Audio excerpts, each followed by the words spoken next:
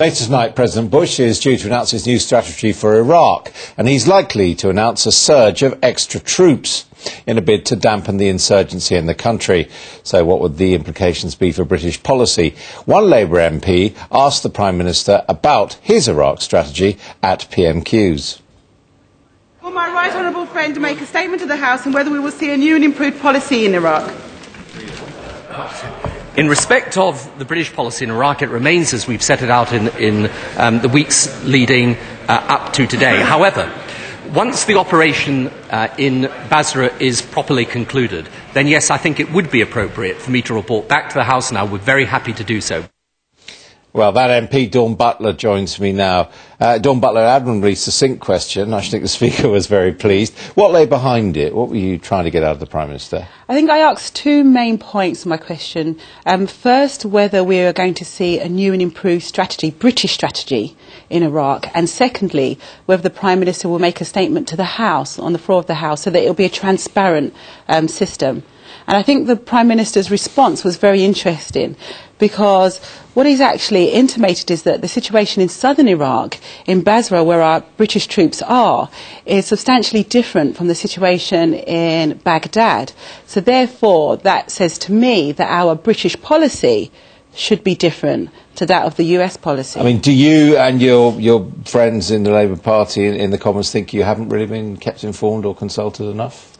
There are concerns. There are serious concerns. I mean, I have serious concerns. I mean, I wasn't around in 2003 when the vote was taken to go to war.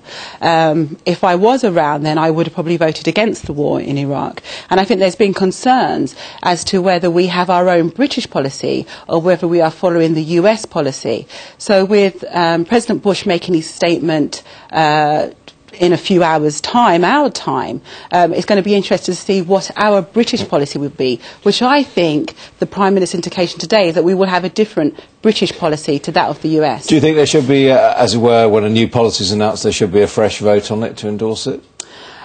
I think it's almost too late for that. I think the situation is where it's at, and I think if our British policy includes a gradual withdrawal of our troops from Iraq, which I hope it will include that, then I don't think there's any need to take a vote on that.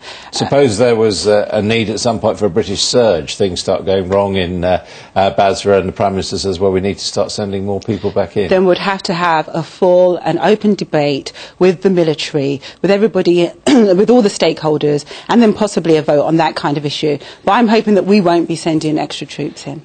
Finally, you're a Brent MP. How important do you think Iraq is for the popularity of the Labour Party, the standing of the Labour Party, and indeed your chances of re-election when it comes?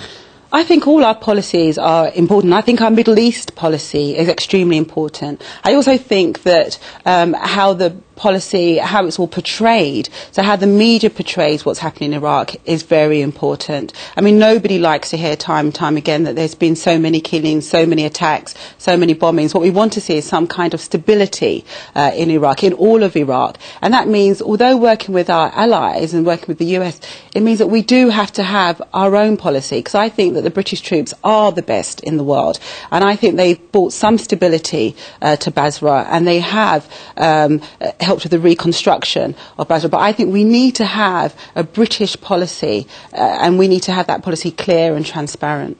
Dawn Butler, thank you very much indeed. Thanks, Adam.